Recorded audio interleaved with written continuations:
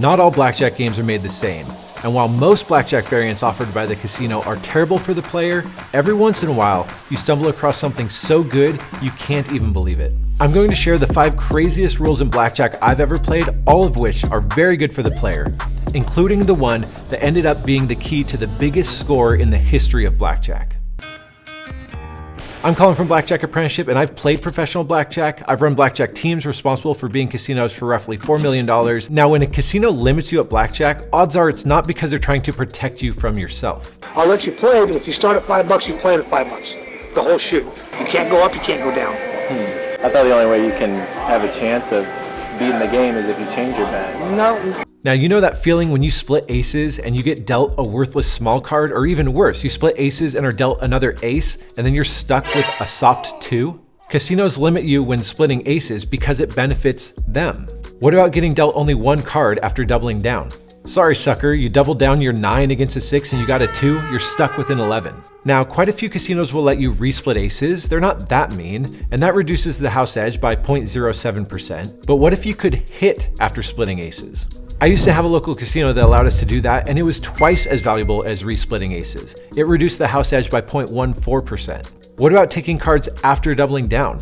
I once stumbled across a casino overseas that allowed you to do exactly that. After doubling down, you had the option to triple down, meaning you could place a 3rd bet for a 3rd card. I had an AP friend help me with devising the strategy, and it basically made the game break even. For you card counters, that's like the equivalent of sitting down at a true 1 when they've just shuffled the cards. Part of the life of a card counter is scouting out casinos far and wide.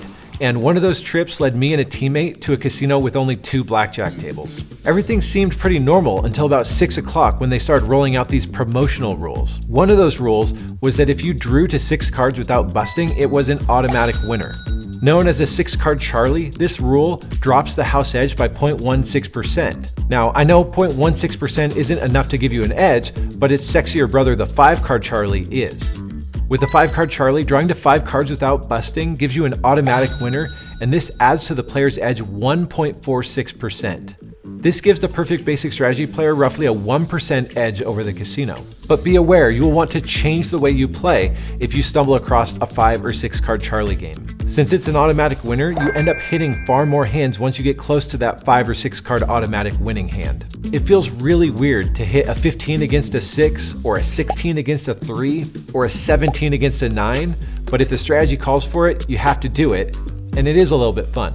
Unfortunately for us, we had the less valuable 6-card Charlie rule, but it wasn't the only promotional rule being offered. The other one was a big one, and one that we'd taken advantage of before. I'll get to that one in a minute, but first, when casinos were first opened up in Atlantic City in 1978, New Jersey Casino Control mandated that casinos offer liberal rules to the players to attract them to their casinos. This created one of the most amazing situations for advantage players since the advent of card counting. One of those rules they offered was early surrender.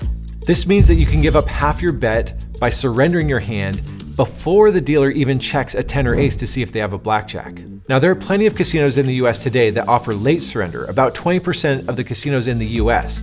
Late surrender is where you can surrender your hand, but only after they've checked a 10 or ace to see if they have a blackjack. And late surrender reduces the house edge by 0.07%, about the same as resplitting aces.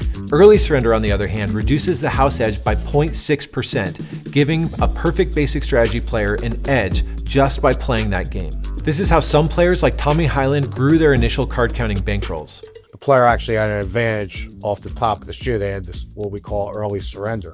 There was teams from all over the world there. It was a real circus. Everybody just played as many hours they possibly could, because every day there was a rumor, this will be the last day.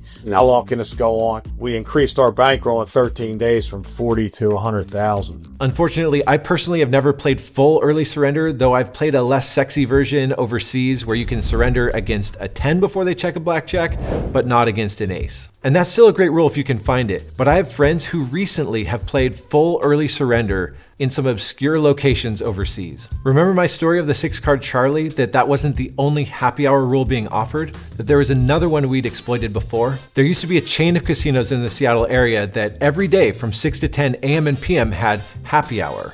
Along with cheap beer and low quality food, they offered promotional rules at their blackjack tables, one of those rules being 2-to-1 on all suited blackjacks. I didn't think much about it, but it was nice maybe once an hour when I would get paid a little bit extra on my blackjack. And occasionally at these tables, this Spanish teacher would come and she would be betting 3 spots of the $100 table max. Similarly, at times there'd be this guy with a thick European accent, a big beard and long hair, and he played the same way as the Spanish teacher, 3 spots of the table limit.